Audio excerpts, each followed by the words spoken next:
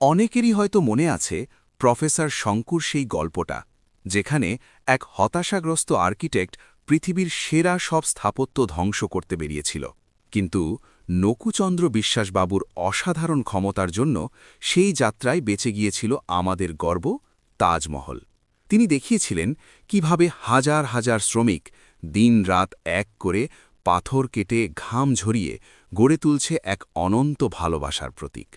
আর আজ আমি নিজে টাইম মেশিনে চেপে চলে এসেছি সেই সময়ে, সম্রাট শাহজাহানের যুগে। এই চোখের সামনে দেখছি মর্মর পাথরের ওপর হাতুড়ির আঘাত, তেলের আলোয় ঝলমল করছে ইতিহাস। প্রতিটা ধুলো, প্রতিটা শব্দ যেন বলে দিচ্ছে এটা শুধু একটা স্থাপনা নয়, এটা এক অমর অনুভূতি। আমি যেন ইতিহাসের ভেতর দাঁড়িয়ে আছি, আর সেই মুহূর্তটাই তোমাদের জন্য তুলে ধরলাম এই ভ্লগের মাধ্যমে।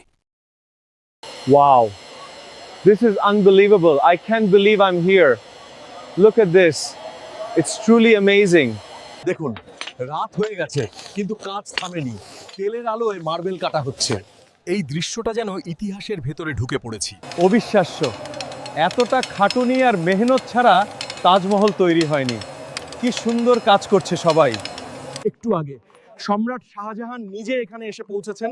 সবাই থেমে গেছে, আমি দূর থেকে দেখছি। এটা সত্যিই এক ঐতিহাসিক মুহূর্ত। কি অবিশ্বাস্য এই দৃশ্য। দেখো, এই বিশাল তাজমহল তৈরি হচ্ছে, শ্রমিকেরা কত পরিশ্রম করছে। এই অসম্পূর্ণ কাঠামোটা হয় একদিন পৃথিবীর সবচেয়ে সুন্দর স্থাপনা হবে। আমি নিজের চোখে সেই শুরুটা দেখছি। আমি এখন লুকিয়ে আছি। সম্রাট আর স্থপতিরা পরিকল্পনা নিয়ে আলোচনা করছেন। ইতিহাসের এই মুহূর্তটা আমি কোনোদিন ভুলবো না।